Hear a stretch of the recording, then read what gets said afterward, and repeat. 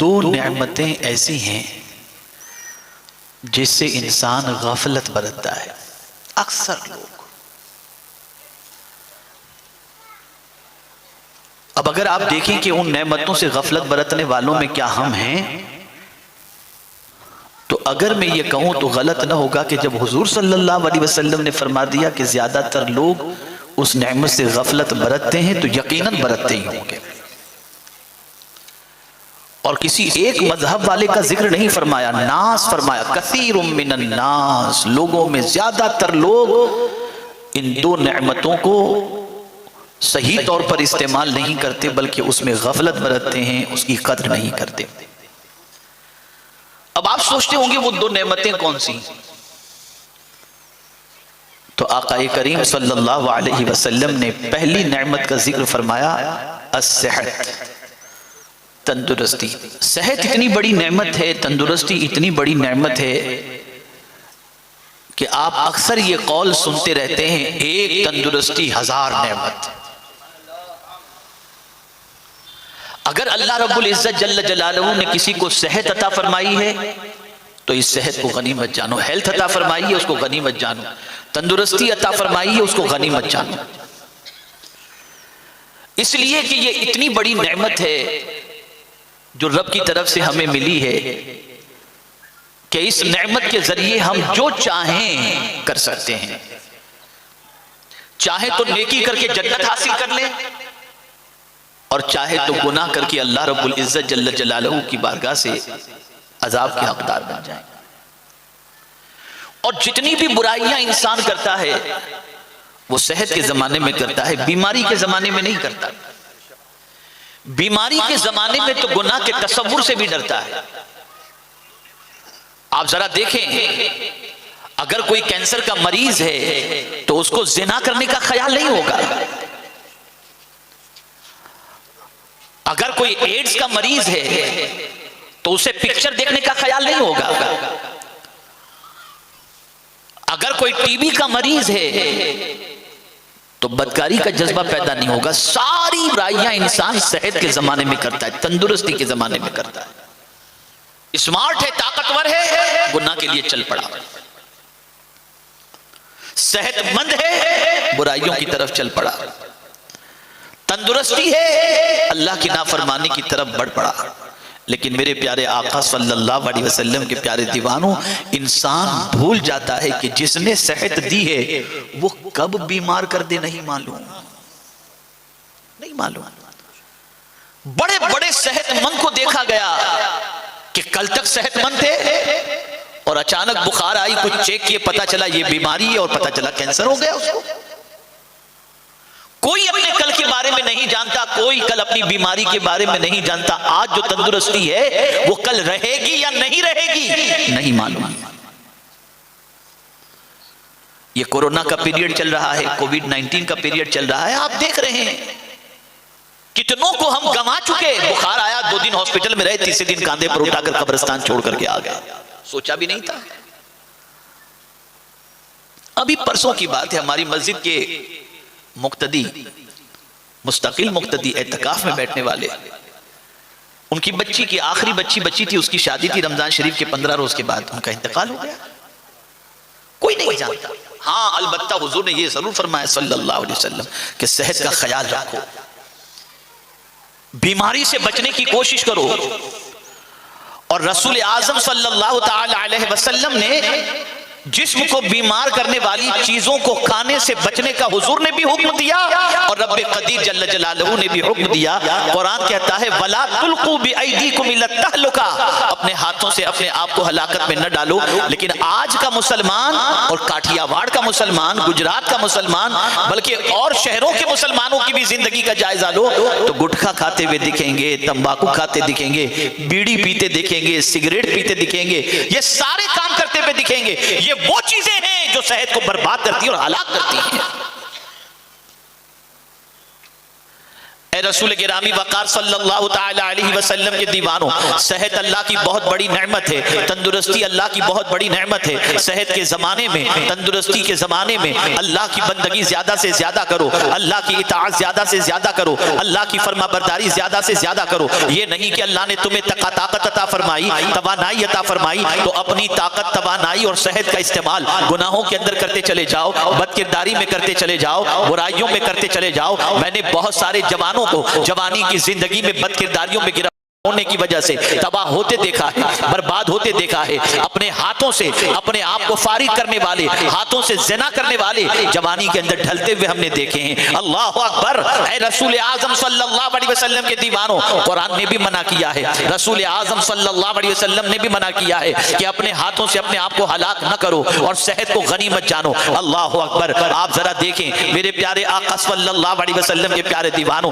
اگر صحت کے زمانے میں کوئی بندگی کرتا ہے، صحت کے زمانے میں کوئی اطاعت الہی کرتا ہے، صحت کے زمانے میں کوئی رسول اعظم کی سنتوں پر عمل کرتا ہے، اللہ تعالیٰ اس کی صحت کے اندر برکتیں عطا فرماتا ہے، اس کو اور مزید توانائیاں عطا فرماتا ہے۔ آپ نے کبھی محسوس کیا، کبھی آپ نے جائزہ لینے کی کوشش کی کہ جن کے پاس صحت تھی اور صحت کے زمانے میں جنہوں نے نیکیاں نہیں کی، اللہ اللہ وہ بڑھاپے کی زمین پر، بڑھاپے کی دہلیز پر پہنچنے کے بعد کفے افسوس ملتے ہوئے دکھائی دیتے ہیں۔ آپ کے پاس صحت ہوگی تو آپ ایک رکعت کی بجائے دو کی بجائے چار کی بجائے 40 کی بجائے 60 آپ یہ پڑھنے کی طاقت رکھیں گے۔ صحت ہوگی تو ماں کو کاندھے پر بٹھا کر حج کرانے کی سعادت حاصل کریں گے۔ صحت ہوگی تو آپ اپنے باپ کی خدمت کر سکیں گے۔ صحت ہوگی تو بیوی بچوں کے لیے کمانے کی کوشش کر سکیں گے۔ صحت ہوگی تو آپ اللہ کی مخلوق کی خدمت کر سکیں گے۔ صحت ہوگی آپ حج کر سکیں گے۔ اسی لیے میرے پیارے آقا صلی اللہ علیہ وسلم کے پیارے دیوانوں، صحت کو غنیمت جانو، ہیلتھ کو بگاڑنے سے بچو،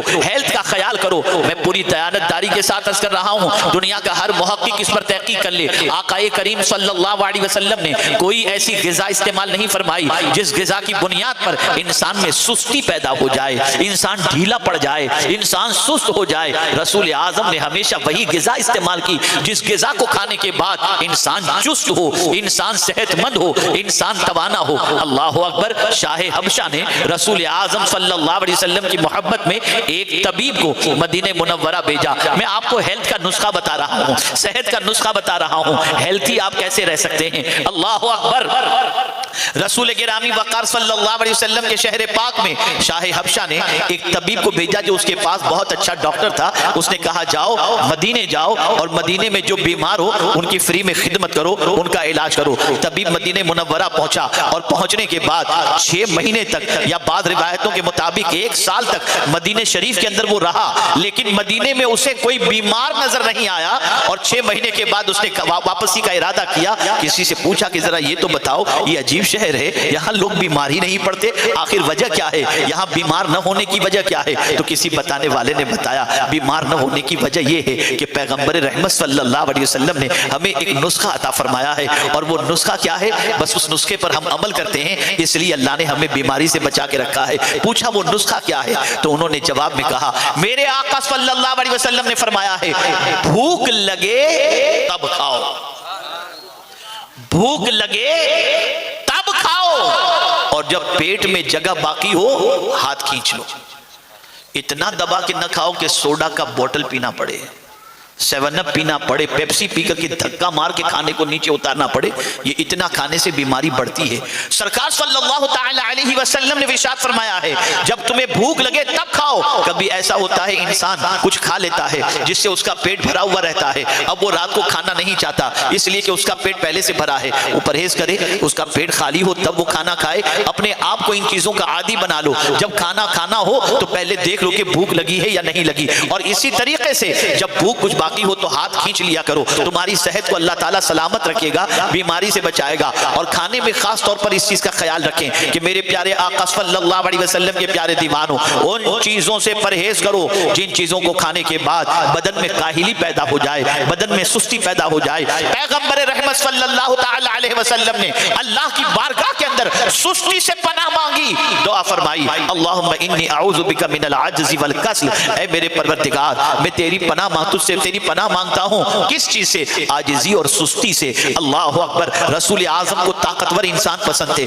رسول اعظم کو کمزور اور لاغر اور ناتواں انسان پسند نہیں تھے، اس لیے کہ لاغر اور ناتواں انسان دوسروں پر بوجھ بن جاتے ہیں، لیکن طاقتور انسان کی پوزیشن یہ ہوتی ہے کہ وہ دوسروں کا بوجھ اٹھانے والا بنا کرتا ہے۔ آج جب ہم اپنی سوسائٹی کے اندر دیکھتے ہیں تو ہماری عقل دنگ رہ جاتی ہے۔ ہمارا مسلمان صحت کا خیال نہیں رکھ رہا، ہمارا مسلمان صحت کی فکر نہیں رکھ رہا، ہماری قوم کا بچہ تمباکو والا پان کھاتا دکھائی دے گا، سگریٹ پیتا دکھائی دے گا، بیڑی پیتا دکھائی دے گا، بڑی عجیب سچویشن اس کی نظر آ رہی ہے، تو اپنی صحت کو غنیمت جانو۔ رسول اعظم صلی اللہ علیہ وسلم نے فرمایا صحت سے غفلت نہ برتو، کھانے پینے میں خیال کرو، احتیاط برتو۔ اب آئیے میں قرآن کی روشنی میں صحت کی 3 ٹپس آپ کو دیتا ہوں، 3 چیزیں آپ کو بتاتا ہوں، اگر 3 چیزوں پر آپ نے عمل کیا تو انشاءاللہ العظیم آپ کی صحت اچھی رہے گی۔ آئیے پہلی آیت کریمہ کی طرف میں آپ کی توجہ کو مبذول کراؤں۔ مصر کے ایک عظیم ڈاکٹر نے ان 3 آیتوں کے ذریعے اچھی صحت کے حوالے سے بتایا کہ اگر انسان ان 3 آیتوں پر عمل کرے تو اس کی صحت اچھی رہے گی۔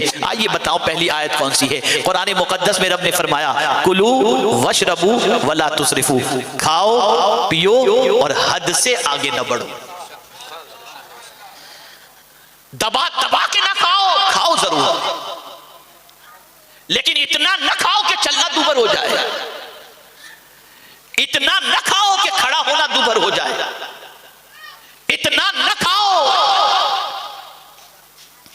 کہ تمہارے لیے تمہارا بدن بھاری ہو جائے، نہیں، کھاؤ ضرور پیو ضرور لیکن حد سے تجاوز نہ کرو، اسراف نہ کرو۔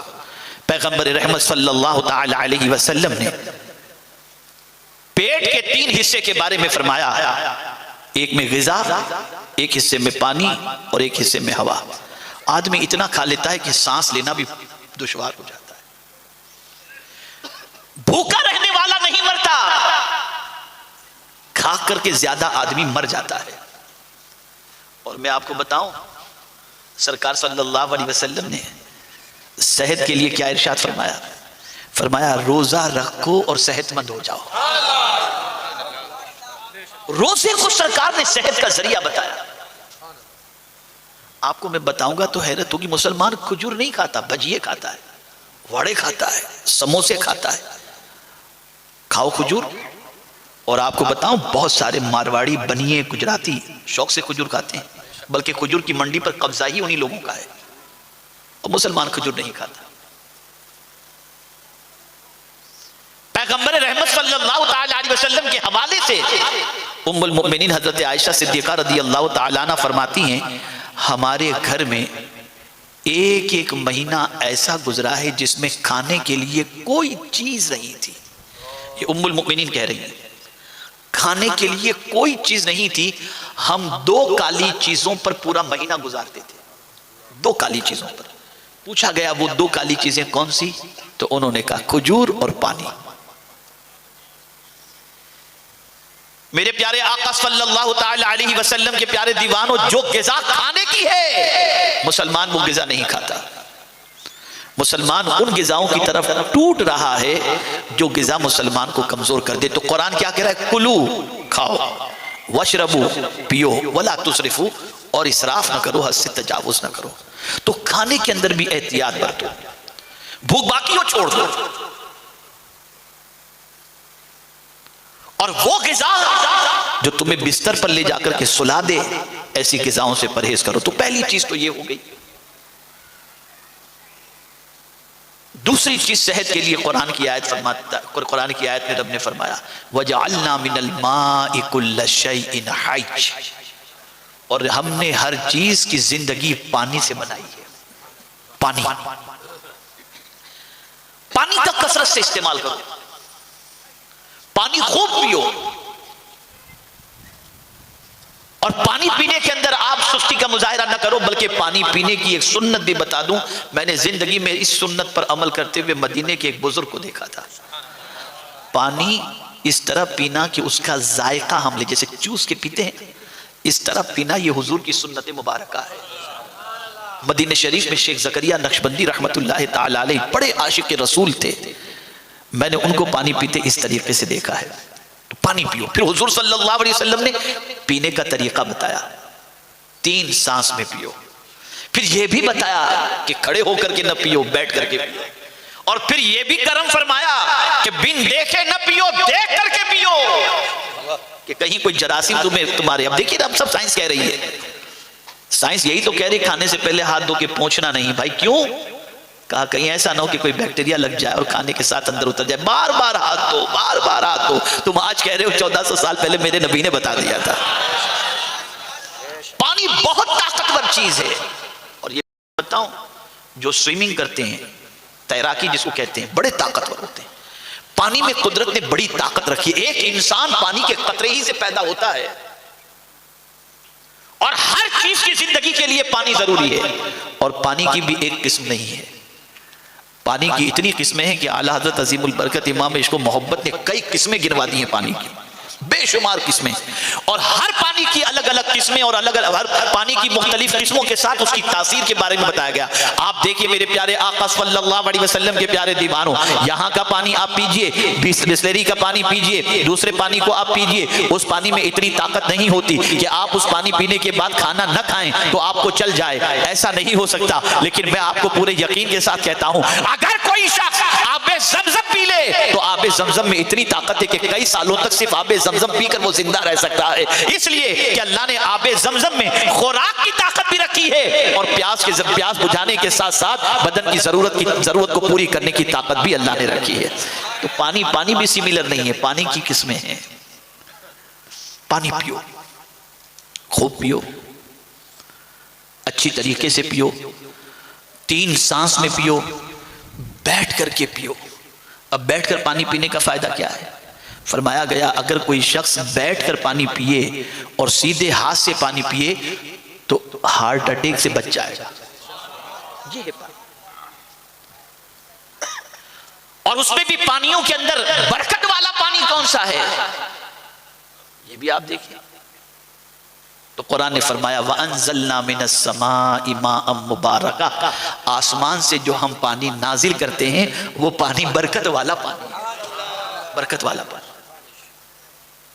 پانی جہاں پینا اس کی فضیلت ہے، وہیں پانی پلانے کی بھی فضیلت ہے. اعلیٰ حضرت عظیم البرکت امام عشق و محبت سے کسی نے سوال پوچھا کہ محرم کے مہینے میں جو پانی کی سبیلیں لگائی جاتی ہیں، کیا ان سبیلوں کو لگانے سے کوئی فائدہ ہے؟ تو اعلیٰ حضرت عظیم البرکت امام عشق و محبت نے فرمایا اگر سبیل لگانے والا اس نیت سے سبیل لگا رہا ہے کہ اللہ کی رضا کے لیے میں یہ سبیل لگا رہا ہوں تاکہ پیاسے اپنی پیاس کو اس پانی کے ذریعے بجھائیں، تو میرے آقا صلی اللہ علیہ وسلم ارشاد فرماتے ہیں کہ ایک صحابی سرکار کی بارگاہ میں حاضر ہوئے. وہ صحابی نے عرض کیا کہ حضور میرے گناہ بے پناہ ہو چکے ہیں، حد سے زیادہ میرے گناہ ہیں، سرکار مجھے کوئی نسخہ عطا فرمائیں. آقا کریم صلی اللہ علیہ وسلم نے ارشاد فرمایا پیاسوں کو پانی پلاؤ تمہارے گناہ مٹ جایا کریں، گناہ جھڑ جایا کریں.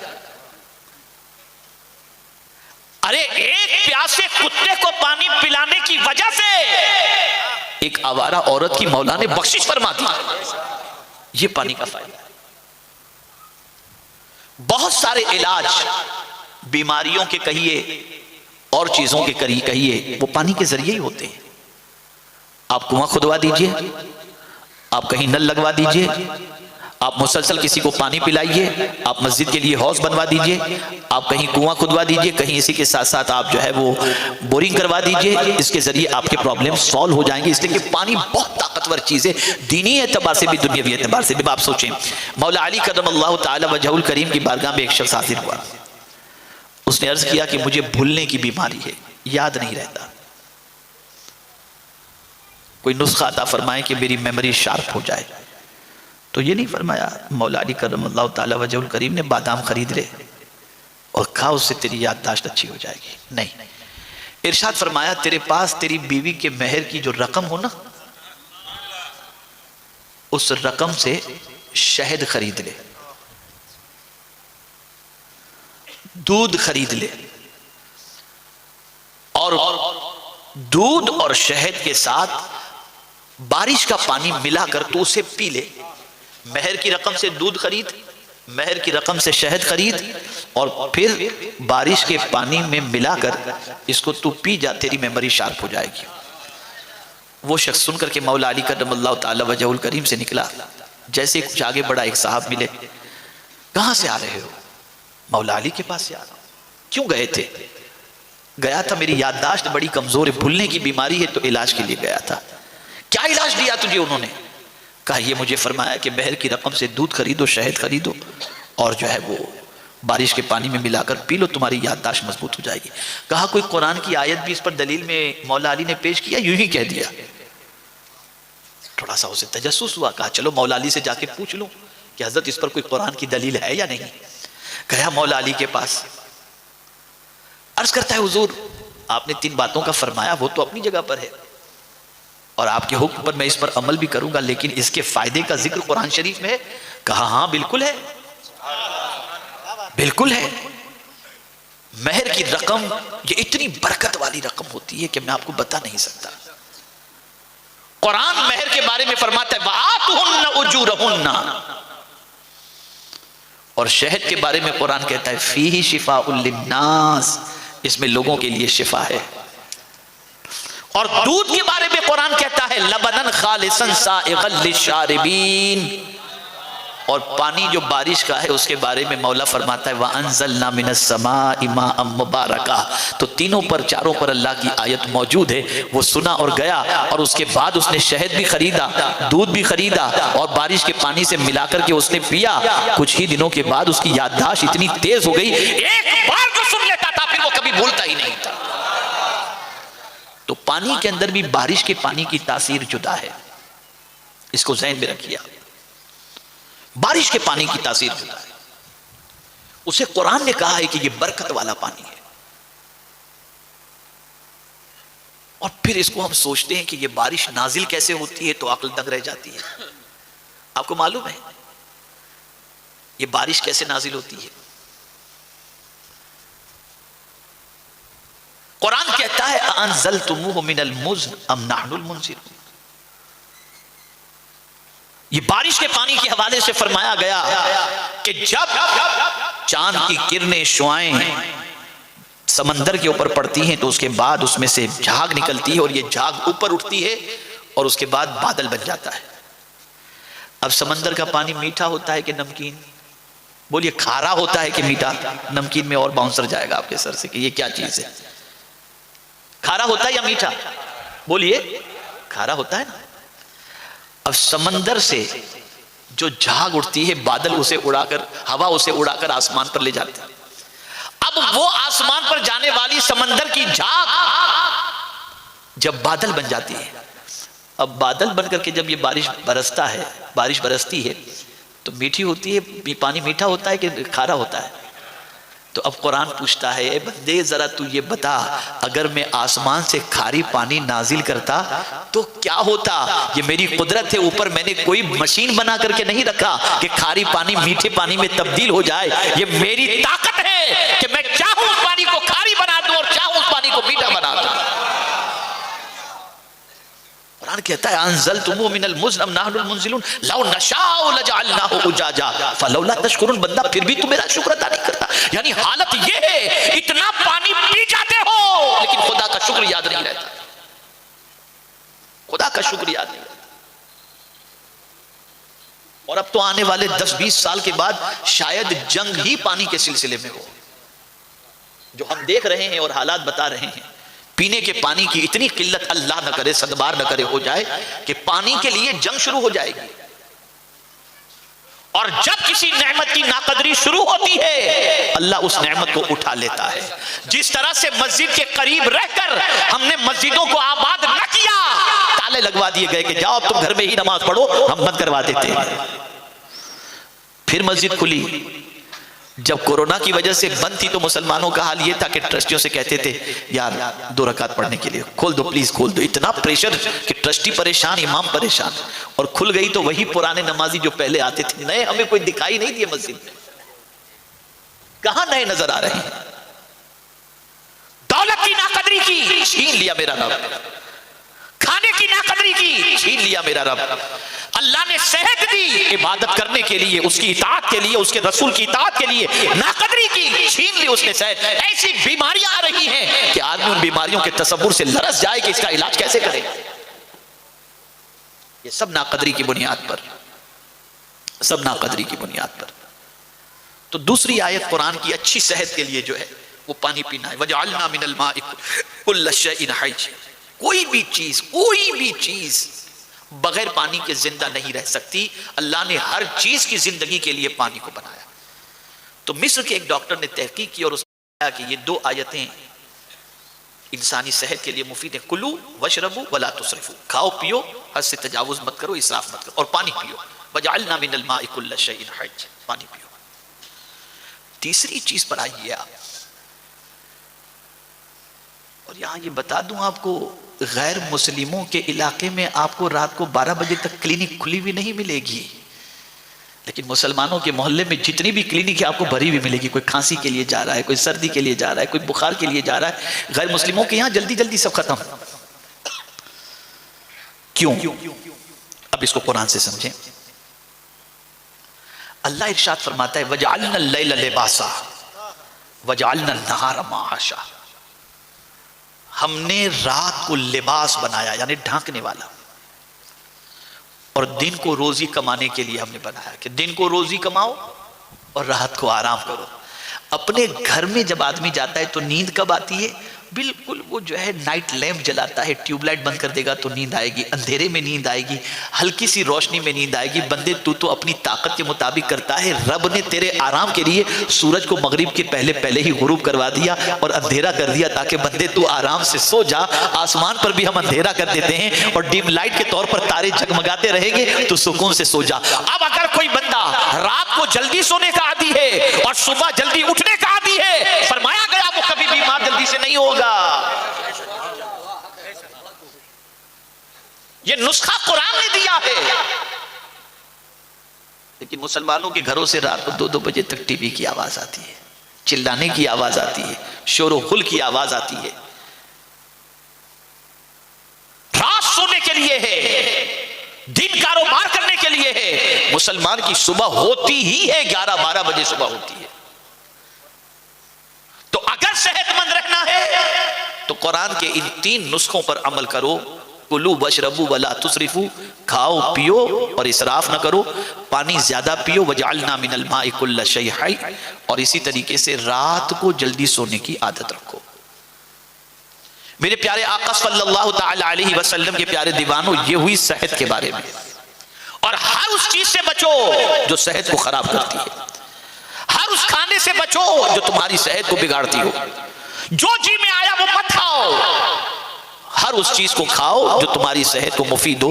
آپ شہد کا استعمال کریں، آپ دودھ کا استعمال کریں جن کی فضیلتیں قرآن و احادیث کے اندر آئی ہیں. آپ پرندے کا گوشت کھائیے، پرندے کے گوشت کی فضیلت قرآن یعنی اس کا ذکر قرآن مقدس میں موجود ہے. تو میرے پیارے آقا صلی اللہ علیہ وسلم کے پیارے دیوانوں، آپ جو ہے حلال جانوروں کا گوشت کھائیے، اس میں بھی کوئی پرابلم نہیں ہے. سبزی کھائیے، اس میں کوئی پرابلم نہیں. حلال چیزیں کھائیے لیکن سب لمٹ میں کھائیے، اور ایسا بنا کر نہ کھائیے کہ منہ میں تو ذائقہ ہو اور پیٹ خراب ہو جائے. ہم دیکھتے ہیں افطار کے وقت کیا ہوتا ہے، ماہ رمضان قریب ہے، جب تک کہ دسترخوان کے اوپر بھجیے، وڑے، سموسے، کباب یہ نہ ہو تب تک کیا ہو، دوسرے دن کیا یار پیٹ میں گڑبڑ ہو گئی ہے، کیا کروں.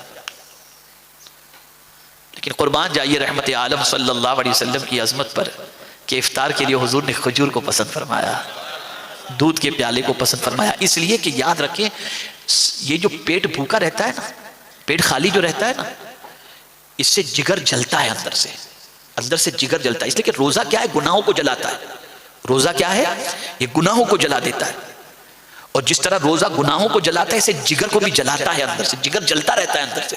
اسی لیے آپ دیکھیں نا، اگر کوئی چیز جل رہی ہو تو کس سے بجھتی ہے، بولیے، پانی سے نا. تو جیسے افطار کا وقت ہوتا ہے بھائی پہلے پانی 1 2 3 4 گلاس آدمی پی لیتا ہے کیونکہ اندر سے جگر جل رہا ہوتا ہے.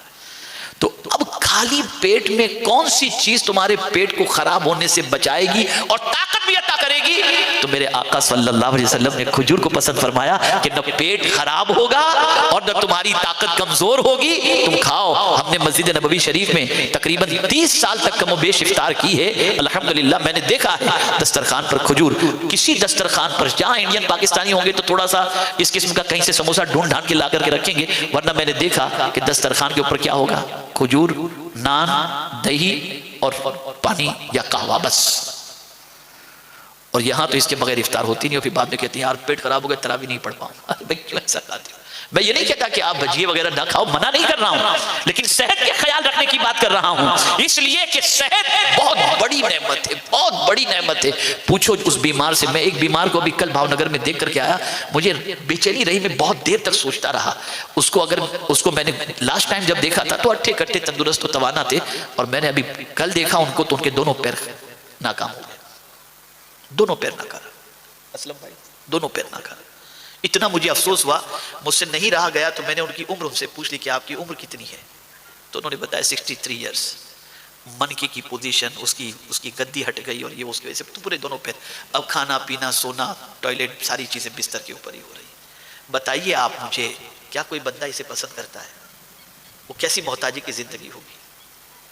تو جوان بھی خیال کریں اور بوڑھے بھی خیال کریں، کھانے پینے میں احتیاط برتو تاکہ صحت تمہاری درست رہے۔ میرے پیارے آقا صلی اللہ علیہ وسلم کے پیارے دیوانوں، اب دوسرا سوال میں لے کر کے آ رہا ہوں، کیوں کھاؤ پیو؟ کیوں کھاؤ پیو؟ تو اب قرآن سے پوچھو کھانے کی وجہ کیا ہے؟ تو قرآن نے اللہ عز و جل نے اپنے رسولوں سے فرمایا، یا ایھا الرسول کلوا من الطیبات واعملوا صالحا، پاکیزہ چیزوں میں سے کھاؤ اور نیک عمل کرو۔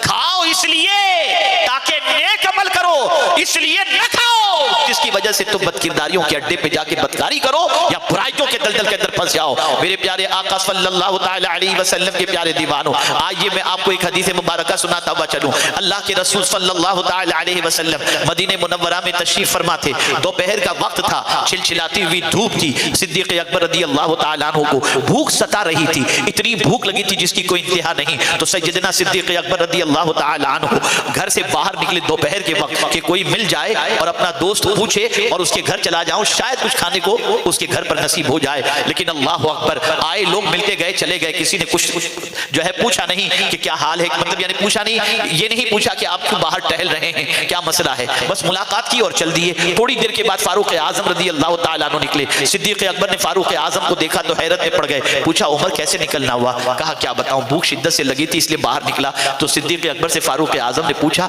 ابو بکر تم بھی تو اس دوپہر کے وقت نہیں نکلتے ہو، آج تم دوپہر کے وقت کیوں نکلے ہو ایسی چلچلاتی دھوپ میں؟ تو صدیق اکبر نے جواب میں ارشاد فرمایا، جو چیز تمہیں بے چین کیے ہوئے ہے وہی چیز مجھے بھی بے چین کیے ہوئے تھی، مجھے بھی بھوک نے پریشان کیا اس لیے میں گھر سے باہر نکلا ہوں۔ ابھی یہ دونوں لوگ بات کر رہے تھے، میرے آقا صلی اللہ علیہ وسلم اپنے حجرے سے باہر نکلے، باہر مدینے کی گلی کی طرف تشریف لائے، دونوں اپنے غلاموں کو دیکھا، پوچھا کیا بات ہے، کیوں باہر نکلے ہو؟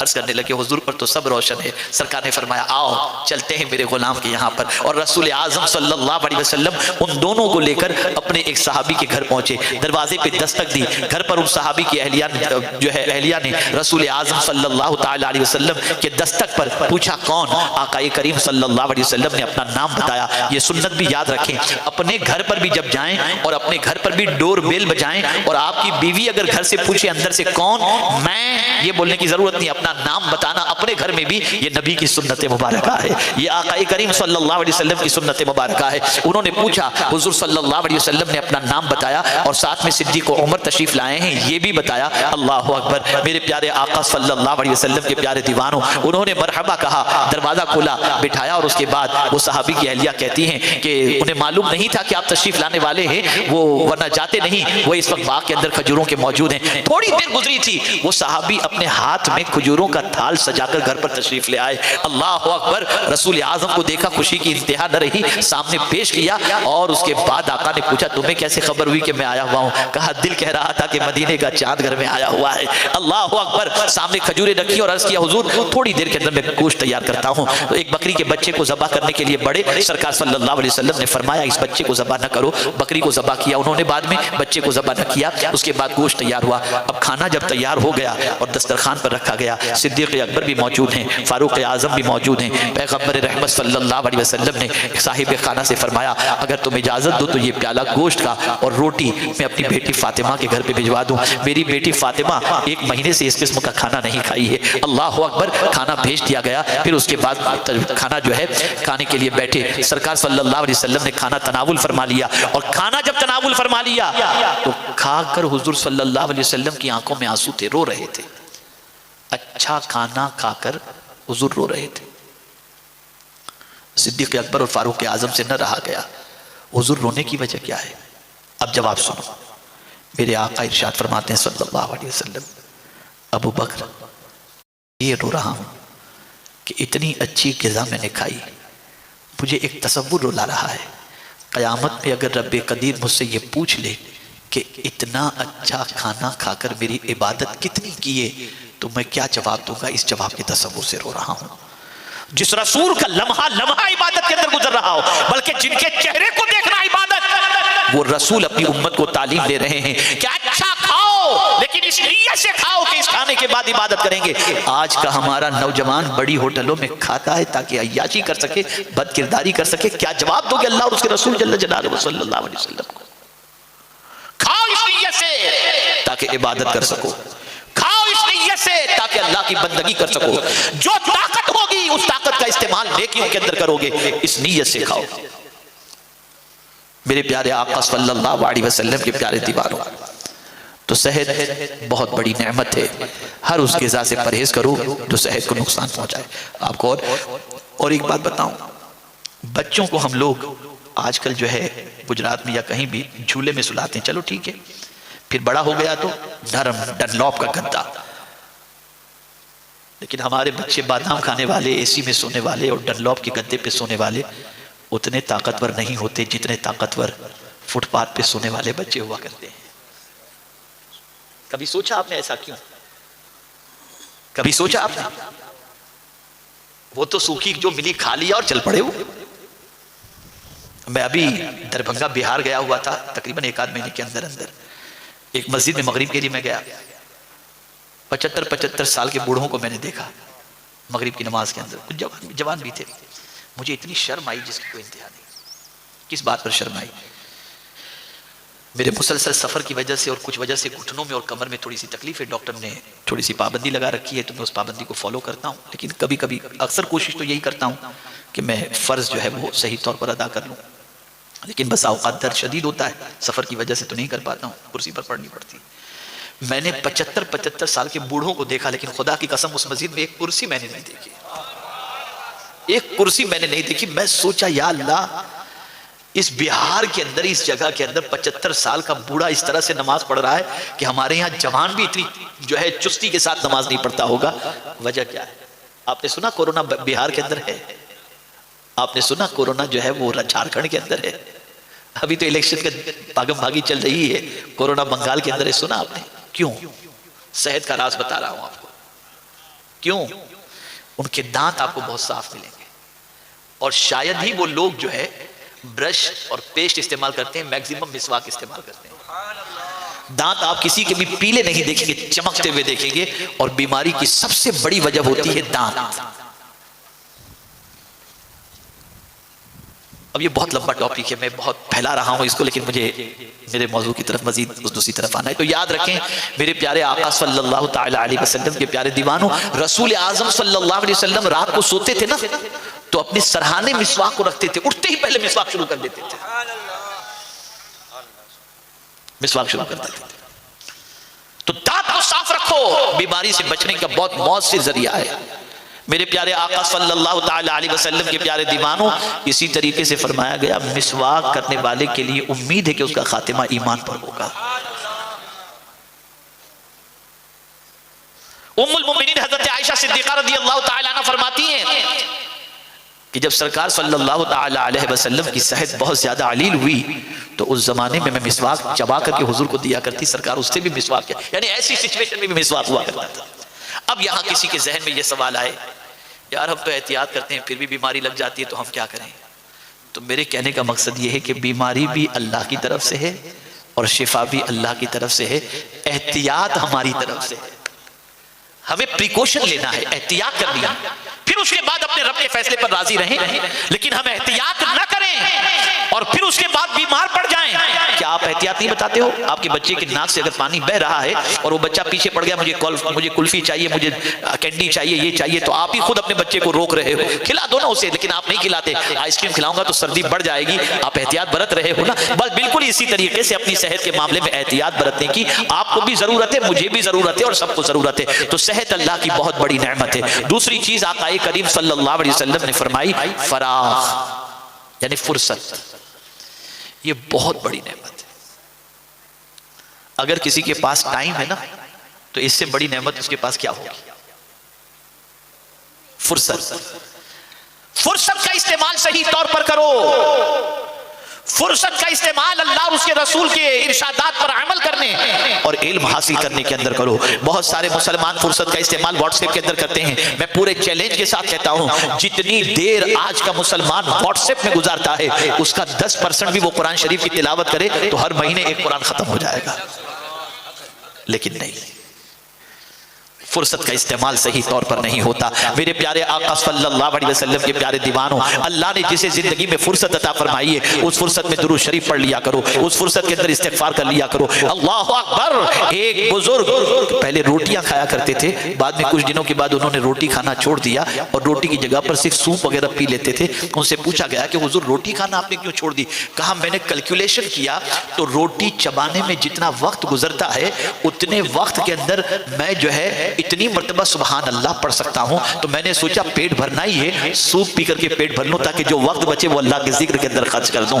یہ خیال تھا، یہ سوچ تھی، تب جا کر کے دنیا میں انقلاب پیدا ہوا اور اسلام کا پرچم جو ہے لہرایا ہے. آج کا مسلمان اوٹے پر بیٹھ کر گپ شپ کرتا ہے، عورتیں بیٹھ کر گپ شپ کرتی ہیں. آج کا مسلمان پکچر دیکھنے میں ٹائم صرف کر رہا ہے. آج کا مسلمان میچ دیکھنے کے اندر وقت صرف کر رہا ہے. مسلمانوں ہوش کے ناخن لو، عقل سے کام لو. یہ فرصت کے لمحات اگر تم نے اس کا صحیح استعمال کیا تو یہی لمحات تمہاری نجات کا ذریعہ بن جائیں گے، اور غلط استعمال کیا تو غلط استعمال کی بنیاد پر اللہ کے عذاب کا ذریعہ بن جائیں گے. میری بہنیں بھی گلا غیبت کرنے کے لیے منڈلی بنا کر نہ بیٹھیں، ایک دوسرے کی کھینچائی کے لیے منڈلی بنا کر نہ بیٹھیں. اللہ نے وقت اگر آپ کو دیا ہے اس وقت کا صحیح استعمال کرو، اس وقت کو اللہ کی اطاعت میں گزارو. اللہ نے وقت دیا ہے، اللہ عز و جل کی فرما برداری میں گزارو. میرا ایک دوست ہے امریکہ میں رہتا ہے، میں کیا بتاؤں، میں جب بھی امریکہ جاتا ہوں اس کے یہاں جاتا ہوں اور اس کے ساتھ میں کچھ پروگرامز کے اندر وہ میرے ساتھ ہوتے ہیں، ان کی گاڑی میں سفر کرتا ہوں. اللہ اکبر. مجھے اس کی زندگی دیکھ کر بہت حیرت ہوئی. ہے تو کلین شیو، داڑھی اس کے چہرے پر نہیں ہے، لیکن میں نے اس کے جیسا نماز کا لالچی نہیں دیکھا. نماز کا لالچی نہیں دیکھا. جیسے مثال کے طور پر میں گھر میں ہوں کمرے کے اندر یا اسٹیج پر ہوں، چلیے تو وہاں تو پروگرام ایسے روڈ پر نہیں ہوتے، امریکہ کے اندر ہال کے اندر ہوتے ہیں یا مسجدوں میں ہوتے ہیں. ہال میں پروگرام ختم ہوا، لوگ مجھ سے مسافہ کر رہے ہیں اور مسافے کے بعد مجھے نکلنا ہے. تو وہ کیا کرے گا؟ لوگ مجھ سے مسافہ کر رہے ہیں، اسے مجھے لے کر نکلنا ہے. لوگ مجھ سے مسافہ کر رہے ہوں گے، وہ ہال کے کنارے جا کے نماز شروع کر دے گا، وہ نماز شروع کر دے گا. مسجد میں ہم پہنچ گئے یا ہال میں ہم پہنچ گئے اور پبلک نہیں آئی، جلسہ شروع نہیں ہوا، تو وہ آ کے بیٹھے گا، گپ شپ نہیں کرے گا، وہ نماز شروع کر دے گا. وہ چاہتا ہے کہ کسی بھی صورت میں میرا وقت ضائع نہ ہو، جتنی نماز جتنے سجدے میں کر سکتا ہوں میں کروں. لیکن آج کا مسلمان پھر ہم کیوں شکوا کرتے ہیں کہ مارے جا رہے ہیں، تباہ ہو رہے ہیں، برباد ہو رہے ہیں؟ کیوں شکوا کر رہے ہیں؟ ہم نے تو خود اپنے آپ کو مارا ہے، ہم نے تو خود اپنے آپ کو ہلاک کیا ہے. ہم بزرگوں کے طریقے بھول گئے، رسول اعظم کے طریقے بھول گئے، قرآن کی گائیڈ لائن بھول گئے، اللہ اور اس کے رسول کے ارشادات کو بھول گئے تو ہم ہلاک ہوئے. اگر ان چیزوں کو ہم فالو کرتے تو ہلاک نہ ہوتے. تو دو نعمتیں اللہ کی طرف سے انسان کے لیے بہت عظیم نعمتیں ہیں. پہلی چیز صحت. آپ تندرست ہو، جتنی عبادت کر سکتے ہو کر لو. نہیں معلوم کل کی تاریخ میں کون سی اللہ نہ کرے، صد بار نہ کرے، تکلیف آ جائے. اسی طریقے سے آپ کے پاس فرصت کے لمحات ہیں تو فرصت کے لمحات کو تلاوت میں خرچ کرو، عبادت میں خرچ کرو کہ اللہ نے یہ زندگی جو ہمیں دی ہے، یہ ٹائم جو ہمیں دیا ہے، یہ ٹائم پلٹ کر ہمارے پاس واپس نہیں آئے گا. آج اگر ہم نے اس کی قدر کی، انشاءاللہ کل پر روز قیامت اللہ رب العزت کی بارگاہ میں ہمیں سرخروئی نصیب ہوگی. میں امید کرتا ہوں کہ میرے پیارے آقا صلی اللہ علیہ وسلم کے پیارے دیوانوں اپنی صحت کا خیال رکھیں گے اور ہر اس غذا سے پرہیز کریں گے جو صحت کو برباد کر دے. گٹکا کھانے سے پرہیز کرو. میرے پاس تو کئی عورتوں کے بیچاریوں کے جو ہے کسی کے ذریعے خط پہنچے کہ ہمارا شوہر کے منہ سے بدبو اتنی آتی ہے جس کی کوئی انتہا نہیں، اتنا گٹکا کھاتا ہے. یہ عورتوں کی کمپلین آتی ہے. گٹکے کی وجہ سے کینسر ہوتا ہے. آپ صرف گٹکا بنتے دیکھ لو تو کبھی نہ کھاؤ، لیکن لوگ کھا رہے ہیں. سگریٹ اس پہ لکھا ہوتا ہے یہ جسم کے لیے نقصان دہ، بندہ پیتا ہے، بیڑی پیتا ہے. تو صحت کا خیال رکھو، اچھی غذا کھاؤ، پاکیزہ غذا کھاؤ، حلال غذا کھاؤ.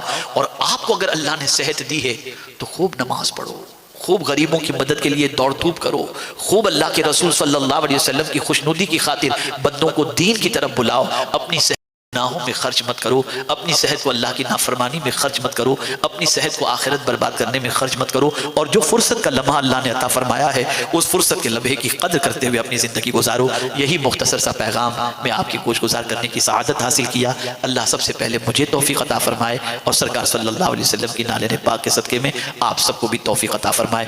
میں اپنی بہنوں سے بھی گزارش کروں گا، اللہ ذرا ان واقعات کو یاد کرو جو کتابوں کے اندر موجود ہیں۔ حضرت سلطان الہند غریب نواز رحمت اللہ تعالی علیہ بنگال کی سرزمین پر پہنچے، اور وہاں پر 5 لاکھ کے قریب لوگوں نے غریب نواز کے ہاتھوں پر توبہ کی، تو اپنی ماں کو خط لکھا، ماں تیرے بیٹے کے ہاتھ پہ 5 لاکھ لوگوں نے توبہ کی۔ تو ماں نے جواب میں لکھا، میرے بیٹے یہ تیرا کمال نہیں، یہ میرا کمال ہے، اس لیے کہ میں نے کبھی تجھے بے وضو دودھ نہیں پلایا تھا، اس لیے اللہ نے تیری زبان میں تاثیر عطا فرمائی۔ گانے سنتی رہو گی اور کھانا بناؤ گی تو بچے ڈانسر پیدا نہیں ہوں گے تو نیک پیدا ہوں گے، لیکن کھانا پکاتے وقت تم درود شریف پڑھتی ہوگی، بسم اللہ پڑھ کر کھانا پکاؤ گی، وضو کر کے کھانا پکاؤ گی، تمہارے بچوں کو اللہ نیک بنائے گا۔ مجھے یاد ہے ایک بچی جس کی نئی شادی ہوئی تھی، لیکن عجیب اتفاق تھا کہ وہ کھانا بناتی تھی اور کھانا خراب ہو جاتا تھا، کبھی نمک زیادہ کبھی مرچ زیادہ، کٹ کٹ ہوتی تھی، وہ پریشانی میں آ گئی۔ اس نے جو ہے وہ مجھے فون کیا، حضور ایسا ہے نئی شادی ہوئی ہے لیکن مجھ سے کھانا خراب ہو جاتا ہے اور گھر میں پھر ناراضگی ہوتی ہے، آپ کوئی نسخہ بتائیں۔ میں کہا بیٹا کوئی بڑی بات نہیں ہے، جب کڑوے پھول کا رس چوس کر شہد کی مکھی کے منہ میں مٹھاس پیدا ہو سکتی ہے درود کی وجہ سے، تو بھی کھانا پکانے سے پہلے درود پڑھ لیا کر، تیرے کھانے کے اندر برکت بھی ہوگی اور اچھا بھی بن جائے گا۔ اس بچی نے اس پر عمل کیا، اس کے بعد سے کبھی کھانے کے بارے میں کوئی شکایت نہیں آئی۔ تو یہ سب کرو، یہ کرنے کی چیز ہے، اس پر عمل کرو، انشاءاللہ العظیم دونوں جہاں کی برکتیں نصیب ہوں گی۔